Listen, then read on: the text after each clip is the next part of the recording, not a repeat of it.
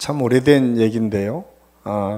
미국의 어떤 믿음 좋은 장로님이 긴 출장을 떠나게 되었습니다. 그런데 잠깐 다녀온 것이 아니라 꽤 오랜 기간 출장을 갔었기 때문에 거기에서 주일 예배를 드릴 수밖에 없는 상황이 되었다고 합니다. 그래서 주일 예배를 드리러 이제 호텔에서 나와서 교회를 찾는데 잘 보이지 않아요. 근데 쭉 교회를 찾고 가는데 그 옆에 경찰이 있어요. 그래서 그 교통경찰한테 묻습니다. 이 근처에 교회가 가장 가까운 교회가 어디입니까? 라고 하니까 이 교통경찰이 주저하지 않고 한 곳을 자세하게 가르쳐 줍니다. 그런데 거기에서 좀 시간이 걸리게 가는 교회였던 것 같습니다. 그래서 거기 교회에 가서 예배를 정말 행복하게 드리고 그 장로님이 이제 돌아온 길에 보니까 가장 가까운 교회를 부탁을 했는데 오는데 보니까 여러 교회들이 있는 것 같아요.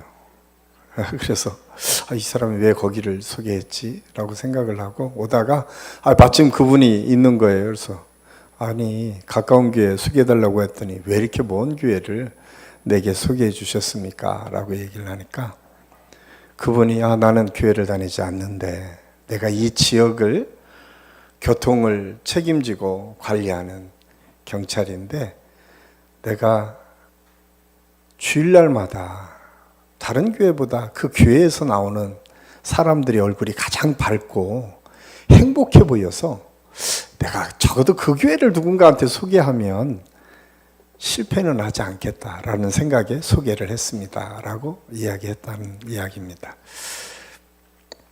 우리 한신교회는 어떤 교회인가요?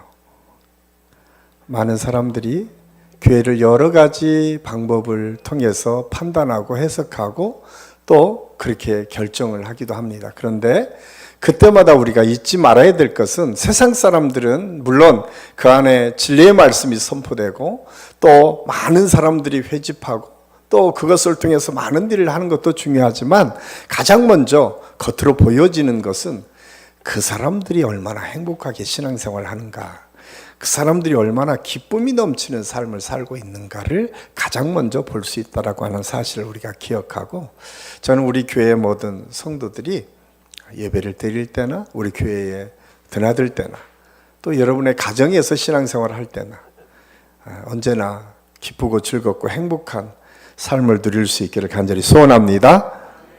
여러분이 우리 한신교회의 얼굴입니다. 제가 늘 말씀을 하잖아요. 여러분, 우리가 별로 그렇게 중요하게 생각하지 않는 직분이라고 하더라도 여러분, 우리 교회 안에서 뿐만 아니라 세상에 나가도 한신교회 권사가, 한신교회 집사가, 한신교회 목사가 이렇게 표현을 하고 있는 것이 오늘의 현실이기 때문에 우리 한 사람 한 사람은 어쩌면 우리 한신교회의 얼굴이다라고 하는 생각을 갖고 우리가 어떤 태도와 자세를 가지고 살아가느냐, 우리가 어떤 모습으로 세상 사람들을 바라보느냐에 따라서 우리 교회의 모습이 바뀔 수 있다라고 하는 사실을 우리는 알아야 됩니다. 오늘 빌립보서는 기쁨의 말씀이다라고 말씀하고 있는데 우리 사도 바울이 특별히 오늘 12절에서 18절까지 말씀은 기쁨이라고 하는 표현들을 참 많이 사용하면서 너희들이 교회 안에서 어떻게 하면 기쁨으로 신앙생활을 할 수 있을 것인가, 오늘 17절 18절 말씀에 보면 그렇게 말합니다. 함께 기뻐하며. 그래서 제가 오늘 말씀의 제목을 함께 기뻐하는 공동체라고 했는데 우리 한신교회가 그렇게 함께 기뻐하고 함께 소통하고 함께 그리스도의 사랑을 나누는 그런 기쁨의 공동체가 될 수 있기를 간절히 소원합니다. 제가 오래전에 처음 목회를 시작할 때 제가 꿈꾸고 있었던 것 중에 하나가 교회 개척을 해봐야겠다라는 생각을 한 적이 있습니다.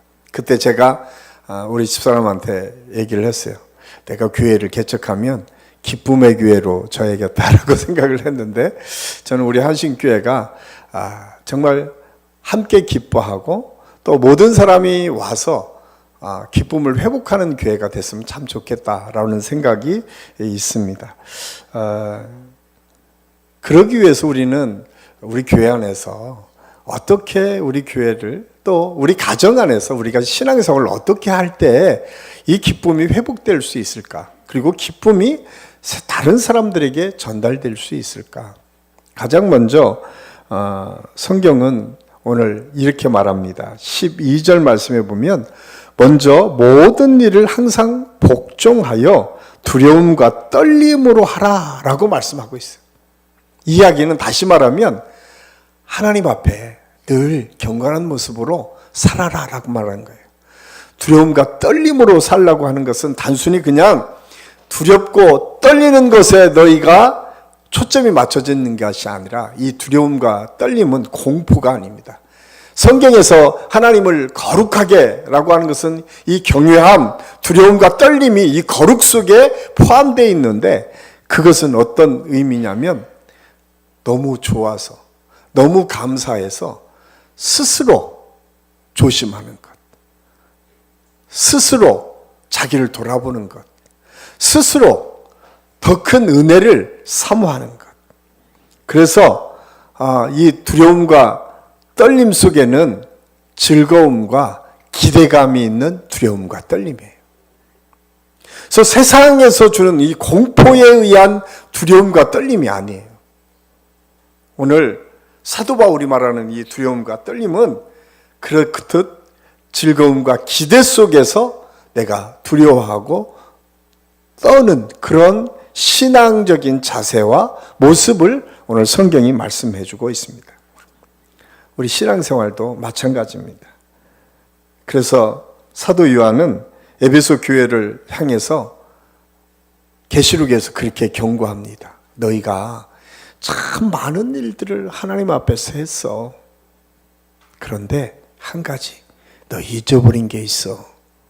너희가 처음 사랑을 잊어버렸다라고 에베소 교회를 향해서 책망하시면서 너희가 처음 사랑을 회복하지 않는다면 내가 이 촛대를 옮기겠다라고 하는 엄중한 메시지를 선포하고 계십니다. 저에게 오늘 이 말씀을 준비하면서 주시는 동일한 경고의 메시지도 마찬가지입니다. 오늘날 한국교회에, 우리 한신교회에 회복해야 될 것이 있다면 여러분 처음 신앙생활 할 때 가졌던 그 첫사랑을 회복하는 것.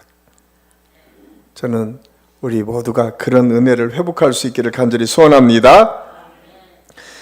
사도 바울이 왜 그렇게 이 첫사랑을 회복하라고 이야기하는가? 그것은 어린아이처럼 하나님 앞에 두려움과 떨림으로 신앙생활을 하면 거기에서 오는 하나님의 놀라운 역사들이 풍성하게 나타날 수 있기 때문에 그렇습니다. 이게 두려움과 떨린 그 첫사랑이라고 얘기하면 별로 아련한 첫사랑이 기억되시는 분들이 많이 계실 텐데 정말 그렇죠? 아련한 첫사랑. 그런데 저는 신앙생활이 그 처음 여러분이 사랑했던 남편을 만났을 때처럼 이렇게 좀 기대되고 또 이런 마음이 있어야 되는데 언제부턴지 우리가 신앙생활하면서 점점점 그런 생각은 없어지고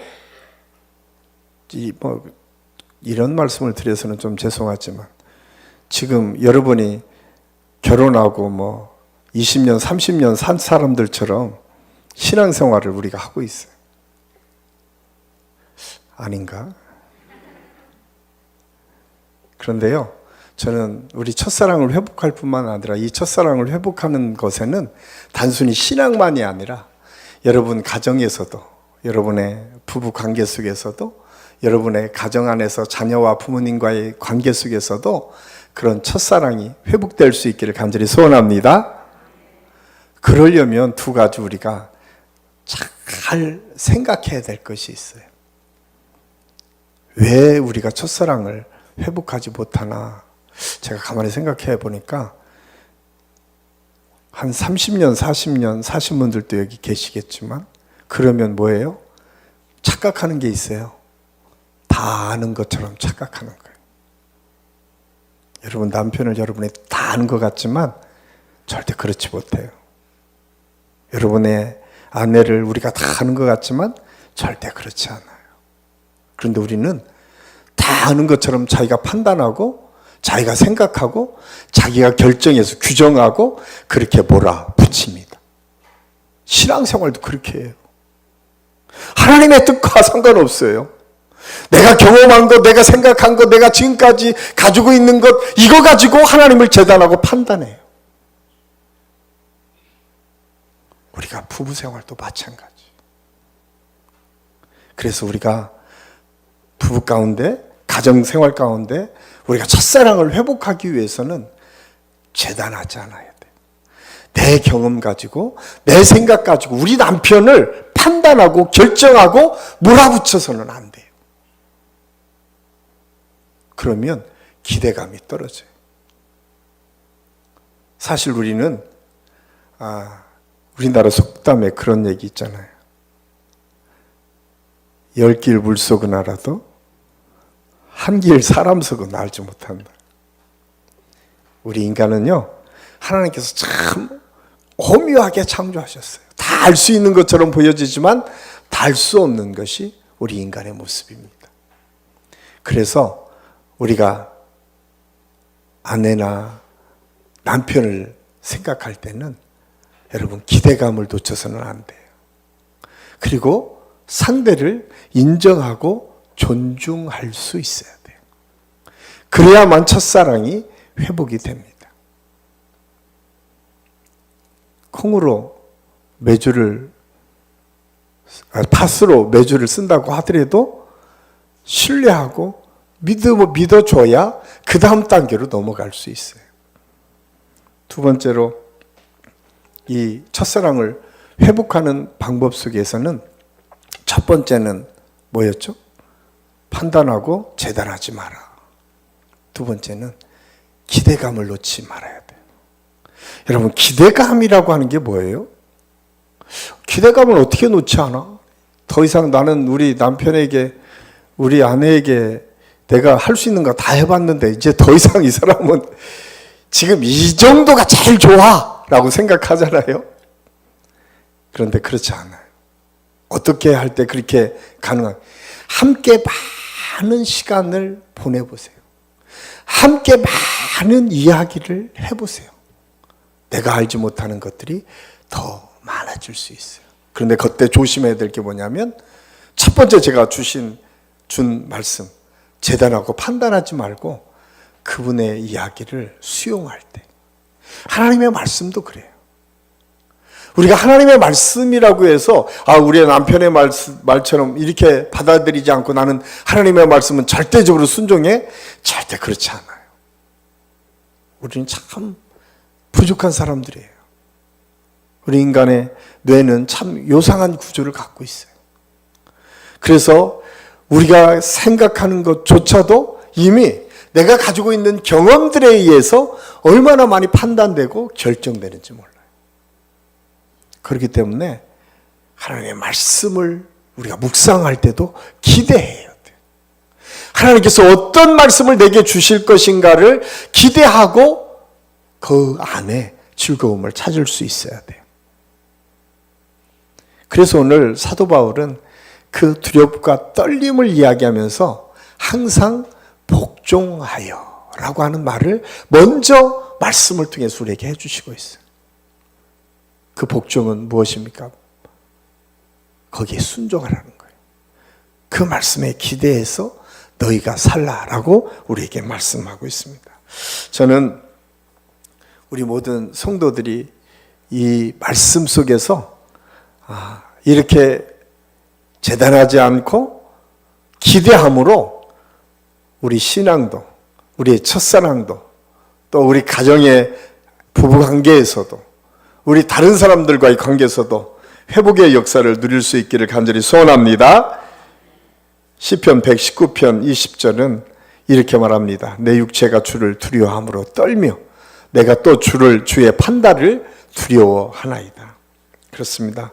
하나님의 은혜는 그냥 주어진 것이 아니라 우리가 언제나 주님 앞에 선 것처럼 주님의 판단을 두려워하는 마음을 가지고 대할 때에 우리 신앙이, 우리의 삶이 더 풍성해지고 기뻐할 수 있다라고 오늘 성경은 말씀해 주고 있습니다. 두 번째로 오늘 말씀해 보면 모든 일을 원망과 시비가 없도록 하라라고 말씀합니다. 그렇다면 이 원망과 시비가 없도록 하기 위해서 우리에게 필요한 것이 뭔가? 오늘 잠언 15장 17절 18절 말씀 우리 같이 한번 읽겠습니다. 채소를 먹으며 서로 사랑하는 것이 살진소를 먹으며 서로 미워하는 것보다 나으니라. 분을 쉽게 내는 자는 다툼을 일으켜도 노하기를 더디하는 자는 시비를 그치게 하느니라. 아멘. 원망과 시비가 왜 일어납니까? 원망의 원래 뜻을 보면 투덜대는 불평을 의미하고, 시비는 악의 있는 논쟁과 또한 의로 이야기되는, 그러니까 믿음으로 내가 의롭다라고 하는 것을 주장하기 위해서 다투게 된다라고 하는 의미가 있습니다. 다시 말하면 좋은 말과 좋은 마음, 신뢰를 회복해야 된다라고 말합니다. 그래서 잠언의 메시지가 너무나 중요합니다.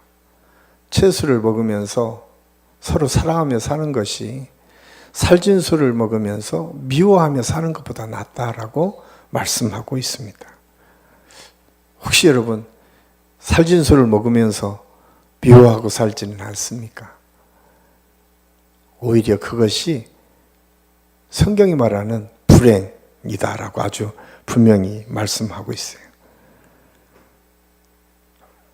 또한 오늘 말씀은 큰 은혜 속에 우리에게 말씀해주고 있는 이 은혜를 이루기 위해서 가장 중요한 것은 분을 내는 것을 다스릴 수 있어야 된다라고 말씀해주고 있어요. 지금까지 여러분들이 아무리 많은 일을 쌓아두고 아무리 좋은 일을 많이 했다가도 한 번 분을 내서 그것을 다 없애버리는 경우가 참 많이 있어요. 우리 자녀들에게 특히 실수하는 것 중에 하나가 그런 거예요. 사실은 자녀들의 기억 속에는 엄마 아빠가 잘 해준 기억은 다 사라지고 엄마 아빠가 화낸 기억만 남아있잖아요. 그런데 많은 사람들이 그렇게만 생각을 해요. 그런데 그게 언제 다시 회복돼요? 자기가 자기 자식 낳을 때, 그때서 지 엄마 아빠가 왜 화냈는지를 그때서 기억을 해요. 없어진 거는 안 해요. 우리의 기억은요, 사실은 무의식이 80%에서 90%로 우리 생활을 책임집니다. 그러니까 의식적인 행동보다는 무의식적인 행동이 훨씬 더 우리 삶을 더 많이 지배를 해요. 그렇기 때문에 이 무의식적인 삶은 하나하나 축적되는 거예요. 그래서 원망과 시비가 없도록 하기 위해서 필요한 것은 무엇인가? 잠깐 멈춰서 생각하는 버릇을 우리가 갖는 것이 중요하다. 말을 할 때도 마찬가지고, 여러분 어떤 것을 결정할 때도 마찬가지입니다. 잠깐 멈춰서 이게 과연 하나님의 뜻인지 아닌지, 내가 이렇게 말하는 것이 저 사람에게 어떤 영향을 끼치게 되는지를 잠깐 멈춰서 생각하는 지혜를 갖는 것이 굉장히 중요합니다. 그런 거 보면 제가 충청도였지만 이 충청도가 약간 이점은 있는 것 같아요. 느려가지고 생각이 이렇게 조금 멈추잖아요. 그런데 충청도 분들이 여기 많이 계시니까 조심해야 될 것이, 그 생각을 멈추라고 하는 것은 자기 고집과 자기 생각을 두고 멈추라는 게 아니에요. 그거를 제거하고 멈추라고 하는 거예요. 근데 우리가 가끔 그런 오해를, 멈추라고 하는 것은 물론 바로 이야기하는 것보다는 훨씬 좋은 효과를 내지만, 그 멈출 때에 먼저 우리가 생각해야 될 것이 뭔가, 그 기준을 어디서부터 찾아야 될 것인가 라고 하는 것을 기억해야 돼요. 그래서 성경은 이렇게 우리에게 권면해 주고 있어요. 디모데전서 6장 3절 5절 말씀, 좀 길지만 우리 같이 한번 읽겠습니다. 시작.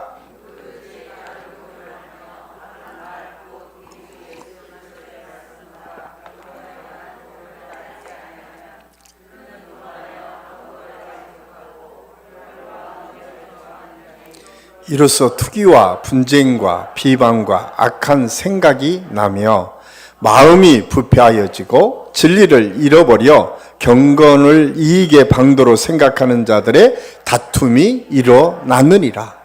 아멘. 그러니까 우리가 멈추는 것은 너무나 중요한데, 이 멈춤 속에 자기 경험, 자기의 생각, 자기가 판단하는 것이 그대로 있으면 안 되고, 오늘 디모데에게 사도 바울이 그렇게 말씀하고 있어요. 주 예수 그리스도의 말씀과 그 교훈을 따르라 라고 말씀하고 있어요. 성경은 그런 것을 우리에게 가르쳐주고 있어요. 그러니까 우리가 원망과 시비가 없이 하기 위해서 필요한 게 무언가, 잠깐 멈춰서 하나님께서 주시는 지혜를 찾는 것이에요. 그래서 변론과 언쟁을 좋아하지 말고 투기와 분쟁과 비방과 악한 생각이 우리의 마음을 부패하도록 버려두지 마라. 왜냐하면 이런 습관은 우리도 모르는 사이에 아주 익숙하게 우리 삶에 너무 많이 들어와 있습니다. 우리 가정에서도 마찬가지고요, 우리 삶에서도 마찬가지예요. 특별히 엄마 아빠로서 자녀를 대할 때 늘 조심해야 될 게 뭐냐면, 우리가 우리 자식이니까 함부로 대할 때가 참 많이 있어요. 그래서 성경에서 자녀를 어떻게 하라고요? 노엽게 하지 말라라고 말씀하잖아요. 자녀를 노엽게 하지 말라고 하는 것은, 부모가 내가 언제 쟤를 화나게 라고 생각을 하지만 존중해 주지 않을 때, 인정해 주지 않을 때 우리는 분노하게 됩니다. 믿음이 좋은 사람이 믿음에 약한 사람을 대할 때 조심해야 돼요. 그래서 늘 우리 사역자들과 제가 이야기하면서 우리가 조심해야 돼요. 장로님들, 권사님들이 조심하셔야 돼요. 왜? 우리는 리더고 우리의 말이 곧 그들에 의존하는 무관하게 마치 하나님의 말씀을 대안하는 것처럼 착각하도록 만들기 때문에 그래요. 그렇기 때문에 우리는 스스로 돌아와 보고 원망과 시비가 없도록 하기 위해서는 잠깐 멈추고 그 속에서 하나님의 뜻을 구하고 하나님께서 원하시는 것을 바라볼 수 있을 때에 시비와 원망을 훨씬 더 줄여나갈 수 있다. 세 번째로, 모든 일을 세상의 빛으로 나타내라고 말씀합니다. 성경은 이 세상을 이렇게 말합니다. 세상은 어그러지고 거스르는 세대 가운데 예라고 표현을 하고 있어요. 지금 우리가 사는 시대는 우리도 모르는 사이에 이 거슬리는 것들이 너무 많다는 세대. 사실 지금 시대를 여러 가지 말로 표현을 하는데 아마 4차 혁명의 시대다라고 얘기를 합니다. 이제는 기계가 사람을 더 지배하는 것처럼 착각하도록 이 시대가 지금 그렇게 바뀌어가고 있어요. 우리도 모르는 사이에 사람보다는 훨씬 더 기계를 의지하며 살아가고 있어요. 여러분, 기계가 아주 정확하다라고 다 생각을 하잖아요. 그런데요, 나중에는 제가 보기에는 우리가 더 조심해야 될 게, 기계가 우리를 속일 수도 있어요. 저는 제가 별로 안 믿으시구나. AI 시대에 그럴 수 있다는 거예요. 어떨 때? 그 기계에 통계를 집어넣을 때. 여러분, 기계는요, 그냥 통계를 집어넣는 대로 우리에게 가르쳐줘요. 많은 사람들이 그런 오해들을 해요. AI 시대가 되면 더 인간이 사는 것보다 훨씬 더 건강한 윤리적인 의식을 가지고 살겠다? 아니요. 우리가 정말 깨닫고 정신 바짝 차려야 될 게 뭐냐면, 앞으로 여러분이 나오는 그 모든 통계를 다 조작할 수 있어요. 어떻게 입력하느냐에 따라서 다 결과물이 다 다를 수 있어요. 그래서 우리는 깨어있으라고 성경은 분명하게 말씀하고 있어요. 로마서 12장 2절 말씀해 보면 이 세대를 분별할 줄 알아라 라고 우리에게 경고의 메시지를 주고 있어요. 그러면서 그들이 끊임없이 우리에게 주장하는 것 중에 하나가 뭐냐면, 진리는 없다, 끊임없이 이 세상은 변화된다라고 얘기를 합니다. 그런데 성경은 그렇게 말씀하지 않습니다. 성경은요, 진리는 변하지 않는다고 말씀합니다. 여전히 수천 년 동안 진리가 변하는 것처럼 보여지는 이 세상 속에서도 영원히 변하지 않는 하나님의 말씀이 있음을 우리 모두가 알아야 될 줄로 믿습니다. 여러분, 우리의 말씀은 변하지 않습니다. 어그러지고 거슬리는 세대 속에서는 우리의 생각도 많이 바뀔 것이라고 그렇게 이야기합니다. 물론 바뀝니다. 그러나 진리가 바뀌지는 않습니다. 중요한 것은 그 진리 위에 우리가 어떻게 서느냐가 너무나 중요합니다. 그래서 에베소 5장 8절에서는 이렇게 우리에게 말씀해 주고 있습니다. 우리 같이 한번 읽겠습니다. 너희가 전에는 어둠이더니 이제는 주 안에서 빛이라, 빛의 자녀들처럼 행하라. 아멘. 이 세계를 지배하고 있는 사람들은 우리에게 어떻든 자기들이 원하는 대로 우리가 살아주기를 원해요. 그런데 참 그렇죠. 하나님께서 원하시는 대로 살도록 우리를 만들어 주셨는데, 그것은 철저하게 우리가 우리 스스로 하나님 앞에 서기를 원하심을 통해서 결정되어집니다. 그런데 여러분, 물질 문화 속에서 이 돈을 버는 많은 사람들은요, 그 데이터를 조작함으로써 많이 우리를 유혹할 때가 참 많이 있어요. 요즘 검색해서 어떤 물건이 좋은지 검색하면요, 그 물건을 찾는 많은 사람들이 있지만 그게 얼마나 빠르게 바뀌는지 아십니까? 오늘 이 화장품이 너무 좋았는데 한 2달만 지나가면 그 자리에 또 다른 화장품이 올라가 있어요. 요즘.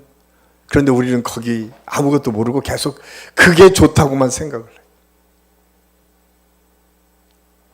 오늘 성경은 우리에게 아주 분명하게 경고해 주면서 우리에게 권면하고 있어요. 우리가 하나님의 거룩한 빛의 자녀들처럼 이 세상에서 자녀다운 믿음의 삶을 너희가 살아라. 그것이 함께 기뻐하고 기쁨의 공동체를 이룰 수 있는 아주 중요한 비결이다라고 말씀합니다. 마지막으로 오늘 말씀은 모든 일을 생명의 말씀을 붙잡는 것에서부터 출발하라고 말씀하고 있습니다. 오늘 16절 말씀, 우리 16절 말씀 한번 띄워줘 보세요. 한번 같이 읽겠습니다. 생명의 말씀을 밝혀 나의 다름질이 헛되지 아니하고 수고도 헛되지 아니하므로 그리스도의 날이 내가 자랑할 것이 있게 하려 함이라 라고 말씀하고 있어요. 오늘 이 말씀을 보면, 이 원어의 뜻을 보면 여기에 밝혀라고 이 번역되어 있는 말씀에 2가지 의미가 있습니다. 하나는 붙잡다라고 하는 의미가 있어요. 또 하나는 제시한다라고 하는 의미가 있어요. 그러니까 이 밝힌다라고 하는 의미 속에는 하나님의 말씀을 잡고 그걸 나타내는 것을 의미합니다. 그러니까 우리가 기쁨의 공동체를 이루기 위해서 필요한 것은 뭐냐면 하나님의 말씀을 붙잡는 거예요. 그리고 우리 삶으로 그 하나님의 말씀을 나타내는 행동으로 보여줄 때에 세상에 빛된 삶을 살 수 있다고 우리에게 말씀해 주고 있습니다. 하나님의 말씀은 그래서 옳음, 하나님의 말씀은 모든 것의 기준이 될 수 있다라고 말씀하고 있어요. 그래서 성경에서 우리가 구약의 말씀 중에서 하나님의 말씀의 기준이 뭐예요? 십계명이죠. 하나님께서 이스라엘 백성들에게 십계명을 주고 그 십계명을 통해서 율법을 통해서 하나님의 나라를 이루어가도록 우리에게 말씀해 주고 있어요. 그리고 그 말씀을 예수님께서 새롭게 해석해 주는 두 말씀. 하나님을 사랑하고 뭐요? 내 이웃을 내 몸처럼 사랑하는 이 절대적인 복음의 진리. 이것이 불변하는 하나님의 진리예요. 이 말씀 속에서 너희가 판단하고 결정하라고 말씀하고 있어요. 우리가 신앙생활하면서 이 율법주의에 빠져서는 안 돼요. 율법주의라고 하는 것은 율법을 포기하거나 율법을 가볍게 여기라고 하는 것이 아니에요. 그래서 우리가 십계명을 지키는 것은 너무나 중요합니다. 많은 사람들이 하나님의 말씀 속에서 이제 서로 사랑만 강조한 것 같으니까 하나님의 율법의 말씀을 가볍게 여기는데 그렇지 않습니다. 하나님의 율법의 말씀은 새롭게 해석되어서 그 말씀이 우리 삶의 근간이 되고 기초가 되어야 돼요. 그런데 거기에 사랑을 더하라는 거예요. 그 얘기는 무엇입니까? 우리가 이 땅에서 옳음을 주장하고 옳음을 가지고 판단하지만 그 판단 위에 사랑을 덮으라고 말씀하고 있어요. 그래서 이 세상과 구별되는 모습이 거기에 있습니다. 이 세상에서도 율법주의를 아주 강조합니다. 이 세상의 모든 법규는요, 율법이에요. 모든 법규는 모든 공동체를 잘 지키기 위한 모습이에요. 그런데 그리스도인들에게 여기에 사랑을 더하라 말씀하고 있어요. 교회 공동체가 기쁨으로 함께 기뻐하는 공동체가 될 수 있는 비결은 무엇인가? 여기에 있어요. 함께 기뻐하기 위해서는 우리가 율법이라고 하는 이 삶의 기준에 하나님의 사랑을 덮을 수 있을 때 우리가 기쁨의 공동체가 될 수 있습니다. 저는 오늘 이 말씀을 통해서 함께 기뻐하는 공동체, 우리 한신교회가 되기 위해서 그 하나님의 말씀에 사랑을 덮어서 하나님의 사랑을 실천해 갈 수 있는 저와 여러분이 될 수 있기를 간절히 소원합니다. 꼭 기억하십시오. 우리는 하나님 앞에서 언제나 사는 사람들입니다. 원망과 시비가 없도록 우리가 언제나 잠깐 멈춰서 하나님의 뜻을 구하고 사는 지혜를 가지고 살아야 됩니다. 우리가 이 세상에서 빛의 자녀들 같은 믿음의 삶을 살고 마지막 때에 하나님의 말씀을 붙잡고 율법 속에 하나님의 사랑을 덮어서 행동에 옮길 때에 여러분의 가정에서도 여러분의 직장이나 여러분의 모임 가운데에서도 함께 기뻐하는 공동체로 변화되고 또 우리 한신교회가 그렇게 변화되는 하나님의 역사가 있을 줄로 믿습니다. 기도하겠습니다. 사랑의 아버지 하나님, 오늘 말씀을 통해서 우리가 어떻게 함께 기뻐하는 공동체를 만들어 갈까를 함께 고민했습니다. 하나님, 우리는 참 연약하여서 때로 실망하고 좌절하고 낙심할 때가 참 많이 있습니다. 늘 하나님 앞에 사는 것처럼 깨어 살 수 있도록 하나님께서 인도하여 주시옵소서. 아버지 하나님, 원망과 시비가 없이 하라고 말씀했는데 우리는 타성에 젖어서 첫상을 잃어버리고 살 때가 참 많이 있습니다. 하나님, 잠깐 멈춰서서 하나님께서 주시는 지혜를 통해서 판단하고 결정하고 따라갈 수 있는 믿음의 삶을 살게 도와주시옵소서. 거룩한 빛의 자녀처럼 우리가 이 세상에 살지만 빛으로 드러나는 믿음의 삶을 살기를 원합니다. 그래서 우리 한신교회 모든 성도들을 가정과 직장과 사업에서 그런 하나님의 은혜와 능력을 체험할 수 있도록 인도하여 주시옵소서. 아버지 하나님, 하나님의 말씀 붙잡기를 원합니다. 이번 사순절 기간에 우리 모두가 하나님의 말씀을 묵상하고 암송하고 그 말씀을 따라 순종함으로 하나님 우리를 위해서 희생하시고 우리를 위해서 지금도 고난당하시는 그 예수 그리스도를 바라보고 우리가 한 단계 믿음의 성숙을 이루어갈 수 있도록 성령께서 역사하여 주시옵소서. 예수님의 이름으로 감사드리며 기도하옵나이다. 아멘.